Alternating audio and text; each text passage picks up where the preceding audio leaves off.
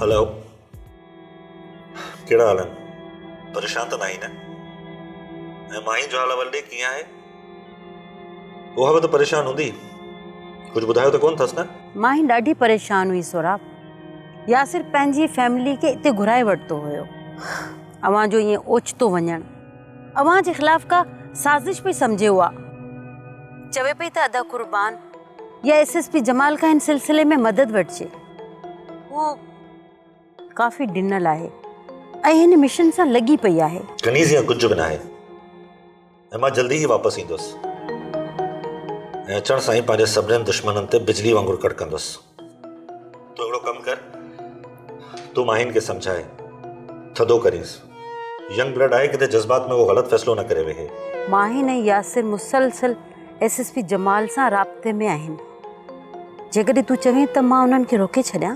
न, फ़िलहाल माहिन जेको बि करणु चाहे थी उनखे करणु ॾे ऐं एसएसपी जमाल खे बि करणु ॾे। कुझु टाइम में उन्हनि खे बि ख़बर पइजी वेंदी त सोराब ख़ान आहे छा। तूं परेशान न थी, बस जल्दी मोटी अच।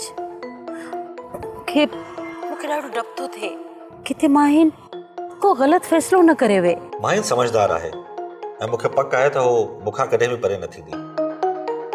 तूं हुनखे जेको बि करणु चाहे थी उन में उनजी सपोर्ट कर ऐं उनखे करणु ॾे। ठीकु आहे, तूं पंहिंजो ख़्यालु रखिजांइ। ऐं हा, हू तोखे धक लॻो न, में तकलीफ़ त कोन्हे? कनीज़, जेके ॾुख मां पंहिंजे अंदर में सठिया आहिनि न, हीउ ॾुख हुननि जे ॾाढो मामूली आहे। ख़ैर, तूं हिननि ॻाल्हियुनि खे छॾ। इहो ॿुधाए त अदे कुर्बान मुंहिंजे लाइ छा पियो चयो? हो वाकई परेशान ऐं ॾिनल पे लॻा। मूंखे पहिरियों दफ़ो उन्हनि जी सच्चाई पे नज़र आई। सोराब, मां सोचां पई त किथे वाकई असां को ग़लति कमु त कोन कयो आहे। ठीकु आहे कनीज़, हिन मामले ते असां पोइ डिस्कस करे वठंदासीं। मां हाणे फ़ोन रखां थो पियो, तूं माहिन जो ख़्यालु रखिजां। अल्लाह हाफ़िज़।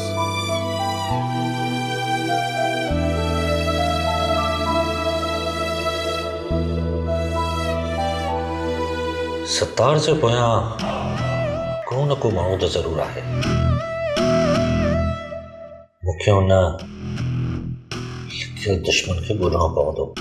सब्सक्राइब कयो असांजो official YouTube channel Singh TV HD drama ऐं वधीक अपडेट लाइ बेल आइकन खे क्लिक करियो।